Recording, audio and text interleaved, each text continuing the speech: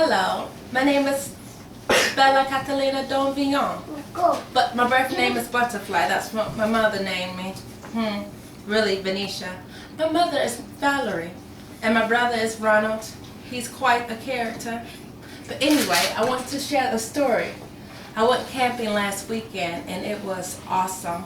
I had a very important meeting with God, the lover of my soul. So I went to Hanna, Indiana, and this is how the story unfolds.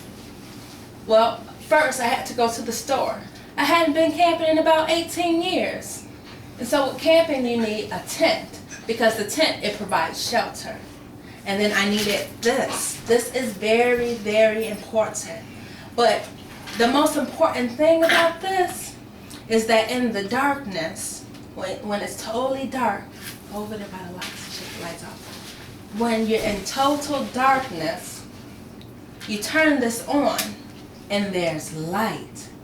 You see how pretty the light is? All right, let me tell you a story about what happened on my camping trip. So I had this very important meeting with God, the lover of my soul. He's the one that brought his only begotten son down to earth. He was in a man's form, but he paid the biggest price just for me. He died upon the cross for my salvation. But anyway, so I had this meeting, and a young lady texted me and said, be sincere on your meeting. And not only that, just be very, very still. So I had to ponder on that. I had to think and meditate on what did she really mean. But I said, okay, God, I won't be late for this appointment, for this assignment. It's something that you want to tell me, because I'm the type of person that's really, really busy. So anyway, I finally make it to the campground in Hanna, Indiana. And I put up my own tent. It was very, very important for me to set my own tent up. I said, because I am an independent woman and I must set my own tent up. And so I did, in a matter of 10 minutes. I followed the directions. I did have to read it though. So I finally put my tent up, and God provided me with people to surround me. Like, they were giving me free things like charcoal, because I didn't bring my charcoal to cook any food, because I'm not quite a cooker. So anyway, that day I went fishing. And so I hadn't been fishing in about 18 years. 18 years. Bought my own fishing pole. I said, I come from a line of fishermen. My brother fished and my father fished. So I'm going to be a great fisher girl. A great fisher girl indeed. So I put the little hot dog, because I didn't have any worms, on the hook. I said, I'm going to catch a big one, a big fish indeed. And so finally put my bait on that hook. And then I rolled it up, the string, and I cast out that hook with that bait on into the great water. And I waited. And I waited, and I waited. And I said, this is not fun at all, God. I'm a fisherman. I'm a fisher girl.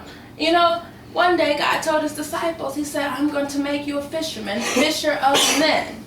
And I was like, but Lord, it takes great patience for this. What are you trying to tell me? And that's when I realized I was on an assignment.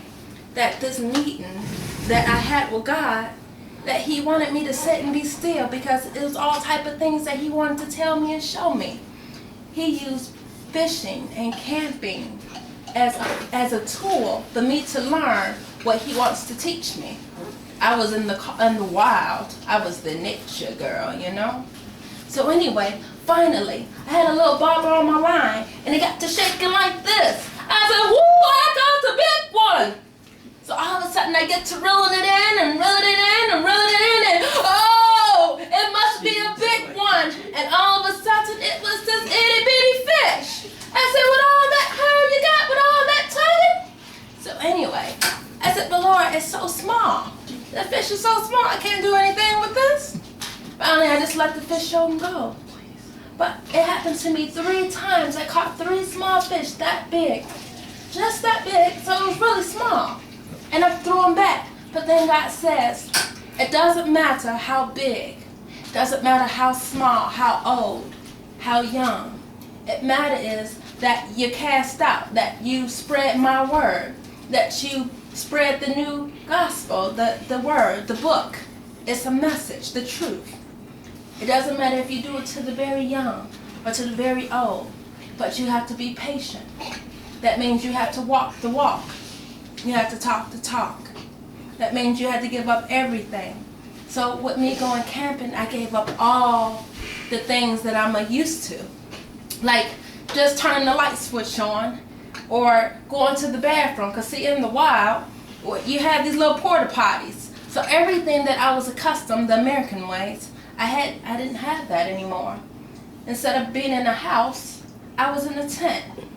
Instead of having running water, I had to go fetch my water. Instead of just opening up the refrigerator to get my own food, I had to prepare my own food. So God said you have to be patient. You have to relearn everything, you know. And as far as my word and going out to minister and to witness to people, it doesn't matter. So then that night, I was so sleepy. But when I got in my tent, I seen all these bugs. I said, and then I had the light on like this. Had this light on just like this. And the more my light shined, it was all these bugs that was trying to hit the light. And I was like, I can't sleep in this tent, there's all these bugs. And then I got quiet. And then I heard bugs on the outside trying to get into my little old tent. Because they was attracted to the light. But who is the light? And then the Lord spoke to me again. He said, you see how those bugs are diligent? They're diligently seeking after the light. You see how they fly all around the light, clinging to it. They were so determined to get to the light where they kept flying into it. Kept on flying into it.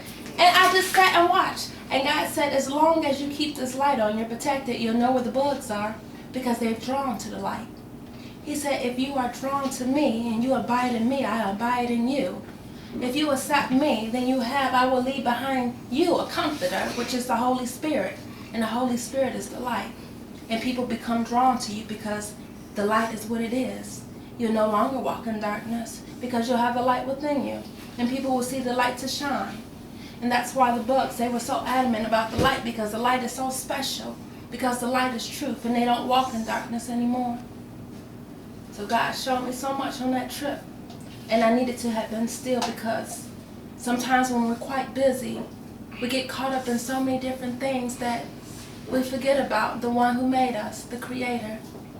We forget about the little things. Isn't that amazing? How the light is so powerful. Indeed it is. And that's my story. Bella Catalina Don Villon. Oh, and by the way, I must have to tell you what Bella means. The origin, Bella in Spanish and French and Hebrew, and even in Portuguese, it means devoted to God or oath to God. Look it up. And Catalina in Greek, it means pure, purity. And Don Villon, well, let's just say that's a small town in France, the country of love. But all in all, just like Saul was given a new name and it turned into Paul, therefore that's where my name come from. My mother named me Butterfly, but in the American language they pronounce it Venetia. But then God transformed me and he said, oath to God, devote to God. You are Bella Catalina, a transformation of purity. So Bella Catalina, devoted to God, oath to God, and pure. Bye now.